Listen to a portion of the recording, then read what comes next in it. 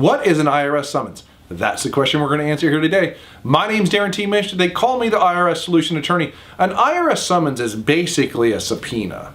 It's typically a subpoena for documents normally sent to your bank. That's the most common scenario where I see IRS summons, and it scares people to death. Honestly, it does. It gets their attention, it scares them. But revenue officers, who are basically the bill collectors for the IRS, when a revenue officer has a case and they want bank records, they sometimes will ask the taxpayer for them. And if the taxpayer can't get them or won't get them or won't cooperate, then they'll issue a summons to the bank. And the summons will say, send us the bank records for this amount of time, or show up with them at such and such date and time, usually a couple weeks in the future, maybe a month in the future, at the IRS office. You know, it's usually 9 a.m. or something like that. And that's what freaks people out, is they see the date and time, they don't really read the summons, it's kind of a shock, and it scares them. Now there's other kinds of summons as well.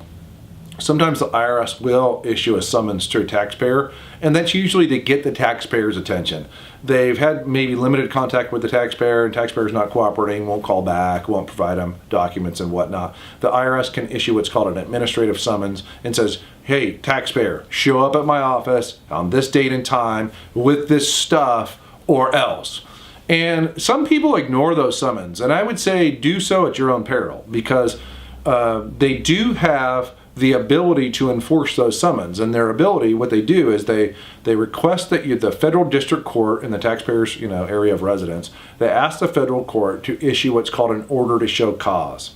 And what that is it's an order from the federal court saying, show up in court on this date and time and prepare to show cause why you disobeyed the administrative summons from the IRS revenue officer. Very serious. You don't want to be there. I have represented clients in that situation. It's not the most fun thing in the world standing in front of a federal magistrate judge trying to explain why you blew off the IRS. Just not good times. I would suggest that if you have an administrative summons, you respond to it. You either call me or somebody like me and you get some representation so that you don't end up standing in front of that magistrate judge. That magistrate judge can put you in jail, hold you in contempt of court, and can jail you for, I believe, an indefinite time until you respond. And it's going to be awfully hard to respond if you're in jail. Trust me on that one.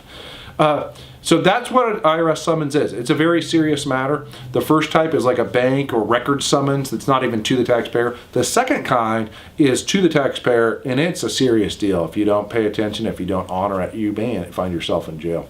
Or at least you'd find yourself in front of a federal court judge, which again is not a really fun experience. If you have questions about this, or really anything else having to do with IRS problem resolution, I invite you to visit our website at getirshelp.com.